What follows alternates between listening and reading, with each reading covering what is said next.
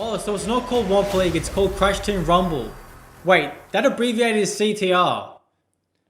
That's gonna be so confusing. Any game this made... Toys for Bob, at it again! Hey, what's going on guys? My name is Z Bonkai Boy. If you don't know me, I make Crash Bandicoot YouTube content. Check out the playlist right here. Crash Team Rumble is here, and we're gonna be checking out the trailer, and we're gonna be checking out the blog post because there's a little bit of extra spicy info in there. Okay, so let's get into it. Now, I don't mean to be that guy, but for me and a lot of people, this trailer fell flat, and there are a couple of reasons for that. Number one, there is a division within the Crash community because a lot of people don't even want this extra game. They just want to go straight to Crash 5. You know, how can you say that? There are Spyro fans out there who have seen us get 2 games, they haven't even got Spyro 4 yet. Like, come on, don't be so selfish, alright? And then the other thing is, we as the community have known about the existence of this game for 2 years, and they've not given us any new details about the game at all. We've pretty much known everything, even to the game's concept, up until this point. So that was a bit disappointing. And the trailer was only a minute long. I understand it was for the Game Awards, but I'm pretty sure Christopher Judge's speech, you know, the voice of Kratos, they cut out trailer because of him, bro. I'm salty. But as a caveat to all of that, I'm pretty sure this game has gone through some hefty delays in development. Considering the fact they've probably been affected by COVID, the Activision scandals, Toys for Bob needed to help with Call of Duty, and also the Microsoft merger probably played some role in delaying this game. So it's more than likely this game was supposed to come out a year ago or something like that, and we've just been suffering all this time. Dang, that sucks, doesn't it? Considering the fact that they gave us a very vague launch window for this game, it's pretty likely this game is not coming out from January to June next year at all, and it's going to be a long wait. But let's not focus on the negatives, alright? What source did Toys for Bob bring to the table? What do we actually see in this trailer? Let's have a look at it. Unlike some of the Crash fans who just want to Crash 5, I'm actually really happy that the Crash formula is deviating yet again. I've also seen a lot of people saying that this game is a spiritual successor to Crash Bash or even a remake, and that's really not the case. It's an entirely different thing, like a Crash Bandicoot interpretation of like Fortnite. Yeah. But yeah, this is its own completely different thing. I don't want people going into this with the expectation that it's going to be like Crash Bash at all. I think it's going to hurt your experience, okay? And I'm also pretty excited to see Crash doing some combat stuff. I've been waiting to see this game introduce like fighting mechanics and like moves and different move sets to their characters. I'm pretty amped with some of the concepts they're presenting here. That being said, though, the actual core game that we're playing of collecting Wumpa and trying to score in a team-based game, it's not grabbing me necessarily straight away, and I'm a bit worried about the longevity and how appealing that's going to be in the long run, which is why it would have been really nice to see some gameplay and a bit more of an explanation. We've known about the concept of this game for a very long time. I was under the impression that that concept was the first iteration, and they've developed on that since then, but apparently not. This is like the core of the game. So the question I'm really asking is, what are they be doing with this scuffed 2 years of dev time? But we'll get to that in a bit. Let's actually go through the trailer. So the first notable thing we see is the new character Catbat, which was actually introduced in Crash 4's end cutscenes, if you didn't know. Now, it's pretty clear from some shots in the trailer that this game is based in the Crash 4 engine, and what's more, we already know that the development of these games overlapped in some aspects. So I'm wondering if Catbat is a character specifically designed for this game in order to show some of the unique play styles and have some unique moves just for this game. Or the other reason might be is because in CTR, oh wait, you can't say that anymore. You can't say that anymore. It Crash Team Racing Nitro Fuel. We had every character of the Crash franchise, all the legacy characters and ideas, like the item box, in that game. So they need to make new characters in order for us to feel, you know, some excitement, something brand new. Next thing, this is only one of the arenas in the game. Apparently there's more game modes and obviously there should be more maps, right? But one thing to note about this map is it looks really intimate. I'm actually pretty excited about that because if the characters' movesets are as strategic and detailed as they're saying, then there's going to be a lot of interactivity and zaniness that the Crash franchise is known for by this map design. So right here we have a 3x multiplier on the Wumpa box, which will allow you to collect more Wumpa within a short amount of time. I'm expecting a lot of new box types to appear that are specific for this game and the multiplayer aspect. So it'll be pretty interesting to see some new takes on the Crash franchise and Crash gameplay. And this is such a throwback. A piano gets thrown onto one of the characters. Bro, I don't know if you remember, but that's from CTTR when I just did it again. You can't say CTR anymore. In Crash Tag Team Racing, you used to be able to throw pianos, submarines, chickens, all alike. So I'm really happy they made that reference. And I'm hoping in other levels like the submarine will come back and stuff like that. That'll be hilarious. Okay, so right here, this is pretty interesting. Torna's jumping on these pillars and it's changing it presumably to her team color.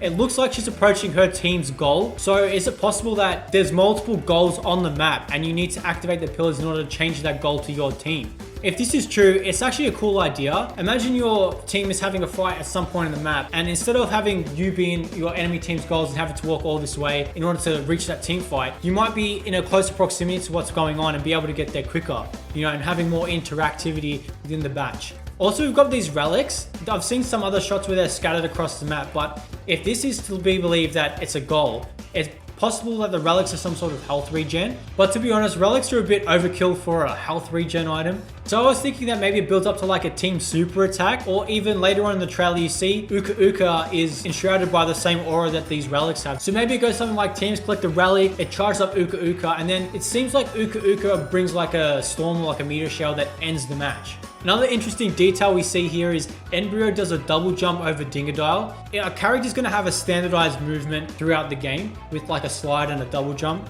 because in specific case with Dingodile, I mean, he's like a really big character, and the way he moves around with his air gun is sort of like crucial to how he plays in the game, you know what I mean? It's part of his identity now.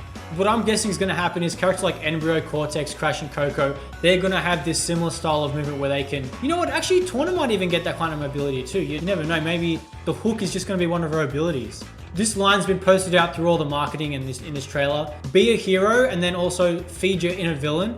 I don't know if this is trailer bait just to drum up hype, but I honestly think it's describing like the two playstyles you as the player can have to influence the game. As in, be a hero is the one who like scores all the points, and be a villain could possibly pick up power-ups during the game that make you more of a disruptor in stopping the enemy team from scoring. I don't know about you, but I want to be the star player of the team, all right? I want to be a hero. I want to score the most points. So if you're going to come and disrupt me, you want to be the villain, you better watch your back. I'm going to send you a nasty message on PlayStation Message. You screw over me. And then we arrive at the end of the trailer. Unfortunately, like I said, it wasn't a very long trailer. We didn't get that much source. But right here, it does confirm this game comes out on a few platforms, i.e. PlayStation, Xbox. A lot of people aren't happy that this isn't on PC and Nintendo Switch. Now, I understand how the history of this franchise has been working recently with like very delayed port to these consoles, but considering the fact that we don't have a hard release date and it's more than likely coming out late next year, I wouldn't be surprised if this changes. I mean, Crash 4 just got put on the Steam store recently. Bro, Steam store is such a tongue twister.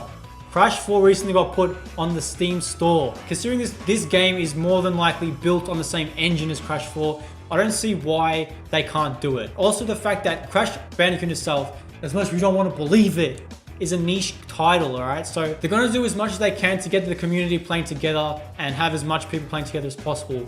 And later on, we do get to find out in the blog post, crossplay is enabled. We do have crossplay between platforms. They're trying, okay? But since we're mentioning the blog, let's just go in there and have a look and see what they're saying now.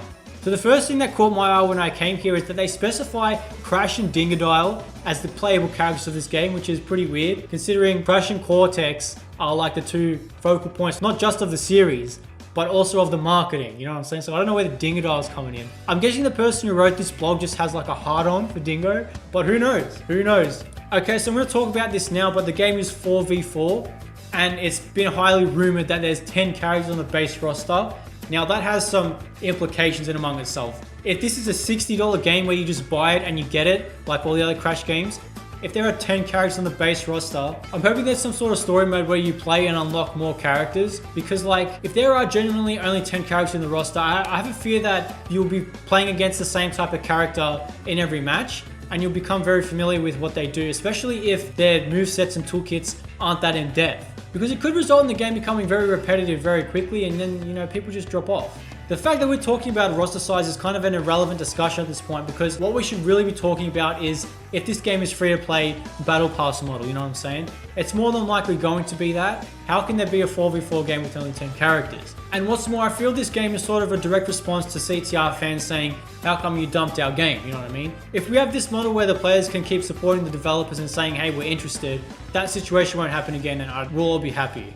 And right here, they confirm and tell us blatantly that each character is going to have a different moveset and different playstyle. It's kind of weird to be saying that about Crash Bandicoot characters. I'm genuinely excited by that prospect, considering how each character in the franchise is pretty different and distinct from each other. Just think for yourself the amount of level of detail they can have with these characters and what they can do with their movesets and how we can explore them in different ways. You should be excited. One thing I'm wondering about though, if we go with the Battle Pass model, is this going to be like a multiverse setup where you invest more time in characters, you can level up their moves, or is it going to be more like an Overwatch thing where you've got a set amount of abilities and you can use them and that's just how it is? That character's going to play exactly like that. Right here they give the quote, players slide, smash, bump, and bash. I don't know if that's just a Crash thing or they're meant to be taken literally, as in like each character has 4 abilities that form that sort of function. That's just to keep that in mind. And just right here in this line, they confirm crossplay is a thing. Another thing they mentioned here is the game has a casual pick up and play and leveraging strategy. They're making it sound like the level of detail in the characters' movesets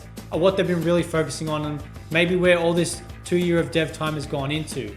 And just the thought that there's going to be a meta in a Crash Bandicoot game is kind of wild. Imagine in 12 months time you hear people coming out saying, oh bro, Embryo's too OP, man. His potion burst attack is just ridiculous. That's so much AoE. Now unfortunately, that is all the information we have for now. I know it's been 2 years and we've barely found out anything new. I don't blame the developers, of course. That's just how it is, okay? I'm gonna use up one of my it is what it is. I'm gonna hit you with the shameless plug. Hit the subscribe button, hit the bell to notify yourself when my new videos go up because I'll notify you straight away, okay? But some other thoughts I wanna leave you to keep stewing in your head, alright? This game has been in development for 2 years. What have they been doing? So my thought is what they've been doing is pre-building content that goes after launch. You know, new characters, new skins. They're definitely making new costumes for this game. And obviously more game modes and maps will be coming too, which sounds pretty fun. All in all, what I do think is this game has a lot of potential to be fun, but until I have the game in my hands or I've seen some more gameplay footage, the core concept hasn't really grabbed me by the balls and saying I need to play this game. And I'm really interested to see if this game has some longevity because that is really what's important to me. I want people to be playing this for a long time and enjoy it, not just put it down after a couple of months. I already told you to subscribe, hit that like button, and I'll see you very soon. Take it easy.